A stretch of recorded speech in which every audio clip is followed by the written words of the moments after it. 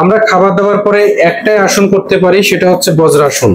আর এই বজ্রাসনে বসে আমরা যেটা করব সেটা হচ্ছে, আমাদের পেট যদি অনেক গ্যাস উৎপন্ন হয় বা পেটে যদি অনেক গ্যাস জমা হয় বা পেট যদি অনেক টাইট হয় তখন সমস্যা হয়।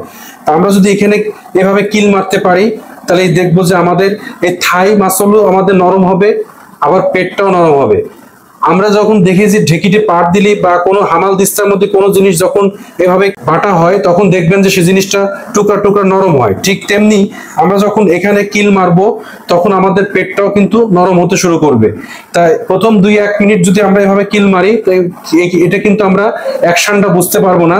তবে একটানা যখন 5 থেকে 6 মিনিট আমরা এভাবে কিল মারবো তখন দেখবেন যে আমাদের ভিতরে, পেটের ভিতরে বা অন্ত্রে এই নরম হতে শুরু করবে, আমাদের থাই মাসলও নরম হতে শুরু করবে, আপনি গ্যাস বা ব্লিডিং তখন দেখবেন বেরোনো শুরু করবে।